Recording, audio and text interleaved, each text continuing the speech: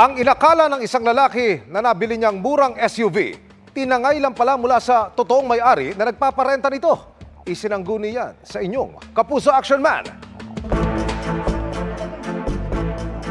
Ilang taon nang nagbabuy and sell ng sasakyan si King Fahad Nandino na taga General Santos City. Nitong Marso, lumuwas siya pa Maynila para bumili ng second-hand na sasakyan mula sa online seller na itago natin sa pangalang Cynthia. Bakit kaya nainganyo? Nabili mo itong sakyan na ito? Kasi unang-una sir, yung unit niya, sa post kasi yung ganda eh. Maganda. Tapos wala ka makikitang gas-gas eh. Tapos yung price niya is mababa. 1.1. Pero natawaran ko na hanggang 900. Tapos fully paid. Fully paid. Buong akala ni King Fahad, legitimo ang mga dokumentong ipinakita sa kanya ng seller. Pero, 2 araw makaraang bilhin ang sasakyan. Noong alas 2 ng madaling araw, sir, may isang sasakyan na dumating na kulay blue. May isang lalaki na tumawid. Tumawid yung isang lalaki at diretso siya pumasok dun sa sasakyan. So, talagang may duplicate talaga sila. Oo. May duplicate sila na susi.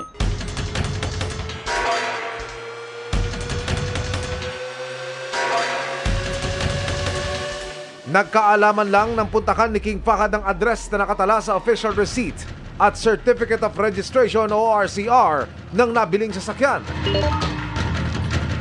Magkaibang tao pala ang tunay na may-ari at ang seller. Ang sabi niya, yung sasakyan yan, pinarentahan ko yan. Hindi ko alam na ganyan sabi niya binenta. Ayon sa tunay na may-ari ng sasakyan na itago natin sa pangalang Celia, ginagamit daw niya para sa car rental ang kanyang mga sasakyan na kumpleto sa dokumento. Hindi raw niya kilala ang seller na makikita ang picture sa pineki niyang mga ID. Sa ngayon ay naibalik na raw sa kanya ang nirentahang sasakyan. Tinurn over na rin niya sa mga pulis ang car rental agreement, 2 wireless GPS at iba pang dokumentong makakatulong sa investigasyon. Nagbigay na rin umano siya ng statement sa mga pulis. Ayon naman kay King Fahad, hindi niya kilala ang taong nagrenta ng sasakyan at hindi rin ito ang kanyang nakatransaksyon. Sumangguni tayo sa Highway Patrol Group, Special Operations Division Task Force Limbas para matulungan si King Fahad. Magkakandak tayo ng investigation.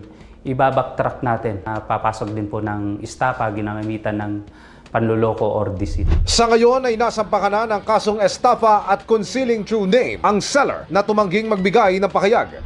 Payo ng HPG sa mga bumibili ng sasakyan.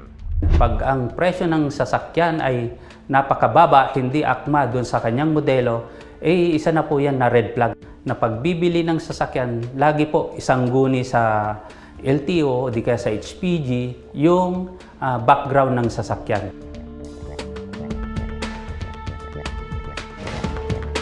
Mga Kapuso, patuloy naming tututukan ang kasong ito. Para sa inyong mga sumbong, ipadala nyo lamang sa Kapuso Action Man Facebook page. Dahil sa anumang reklamo, pang-abuso o katiwalian, tiyak may katapat na aksyon sa inyong Kapuso Action Man.